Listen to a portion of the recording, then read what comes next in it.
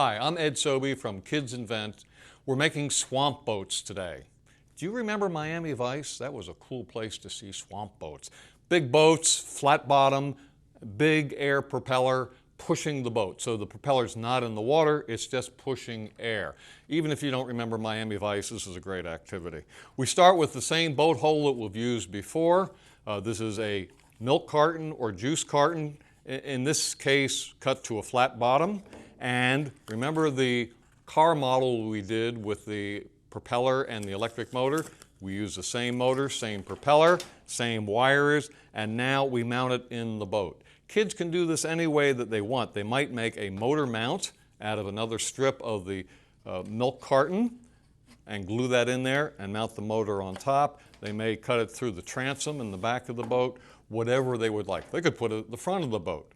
Once it's in, of course, they can reverse the direction of the boat by reversing the polarity. With the propellers, you always have to be careful and suggest to kids that they not stick their finger in there because it will hurt.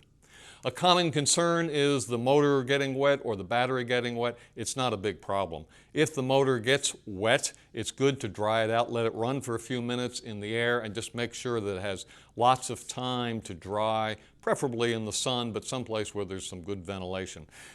We don't want the battery to get in the water, but it's not harmful. You won't get shocked. In fact, don't have the kids do this, but if you haven't done it before, take the 9-volt battery and stick it on your tongue. You'll find out how powerful it is. Not very powerful at all. You'll feel a light tingling in your tongue. If you get electrocuted, I didn't tell you to do that. In any case, this is a great activity for kids to reinforce their understanding of electric circuits. Also, the direction of forces. I'm pushing air in one direction.